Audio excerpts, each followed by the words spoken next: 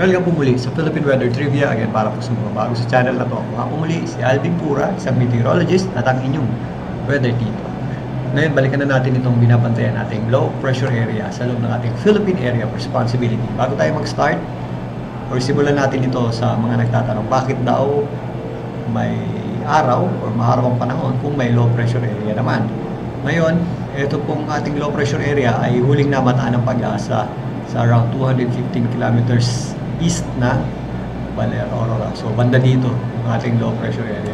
Nandito yung low level circulation niya, no? Yung pag-ikot na nasa ibaba na medyo malapit sa lupa. Yan po yung ating reference point para dito sa ating low pressure area. Ngayon, kung papansin niyo, dun pa lang sa center ng ating low pressure area ay walang ulap.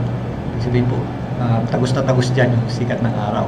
So, nakadepende pa rin sa structure ng hangin at ng low pressure area natin kung saan mas makakaranas po ng pagulan. Kagaya nito, meron tayong inflow ng hangin ng kabagat or southwest monsoon. Kung nandito yung ating low pressure area, yung center niyan, mas concentrated o mas marami yung ating mga pagulan dito sa ibabang bahagi dahil nga hinihila niyan or nag-enhance po yan ng ating kabagat or southwest monsoon. And on the other hand, meron pa rin po yung tinatawag natin elongated trough. So, ito yung dating 93W invest o yung isa pang low pressure area. So, nandyan pa rin po yan, pero hindi na nire-recognize ng JTWC as 93W invest. Pero yung hangin natin dyan is pag ganito. So, kaya makakita pa rin kayo ng mga flare-ups ng mga pagulan dyan at thunderstorms. So, nakadepende po sa structure ng ating hangin nung hinihila ng ating low pressure area kung nasaan yung ating mga concentration ng mga pagulan. Kaya nagkakaroon tayo ng mga warning na scattered o kalat-kalat na pagulan. So may mga areas talaga na hindi inaabot ng mga kaulapan at mga pagulan. May mga areas naman na although sumisikat yung araw, is mataas yung tsansa ng pagulan. At meron tayong mga possible na mga thunderstorms.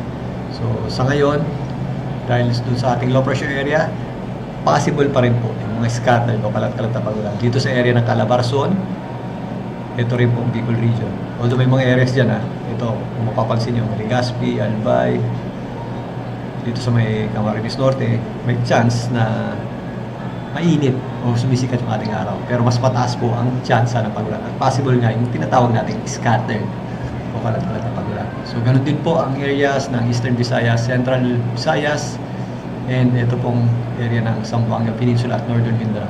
Dahil yan doon sa ating elongated trough na itong binabantayan nating low pressure area. Kaya pag ganun siya. So, kasama na po yan sa epekto nun. Meron din po yung paghila o pag-enhance ng ating habagat. So, possible din po yung ating mga thunderstorms dito sa Mimaropa area, again yung Calabarzon area, portions ng Metro Manila. Minsan sumisikat po yung araw natin, pero mag-ready pa rin tayo sa mga possible na mga scattered na pagulan. Ganun din po sa ilang areas ng Central Luzon, ng Zambales, Bataan, ito pong areas ng Tarlac, Pampanga, maging dito sa area ng Ilocos region, particularly ang area ng La Union at Pangasinan. So, ayan. Ngayon, ito po yung ating low pressure area. Again, ito yung elongated trough niyan. So, saan po ito possible na pumunta? Silipin naman natin itong ensemble forecast track ng GFS. So, narito nga yung ensemble forecast track ng GFS.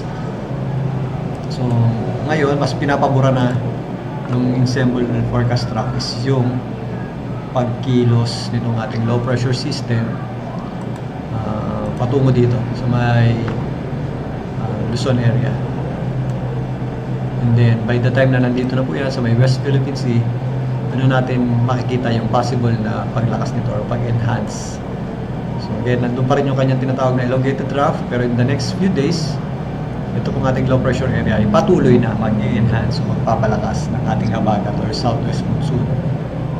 So, hindi pa rin po tapos yung indirect effect niya at yung kanyang direct effect sa ating bansa. So, again, mag-ingat po tayo. If ever meron tayong mga possible na flash floods and landslides, dulot itong ating binabantayang low pressure area at lalong-lalo na kapag meron tayong thunderstorms. In the next few days, papatuloy po itong magpalakas ng ating habagat or southwest monsoon. So, babantayan pa rin po natin yan. So, yan muna ang ating pagtalakay dito sa ating binabantayang low pressure area at sa ating habagat or southwest monsoon. Again, magtanda at mag-ingat po tayo, lalong-lalo na kapag meron tayong mga malalakas na pagulan at thunderstorms. Muli itong inyong weather dito para sa Philippine Weather Trivia.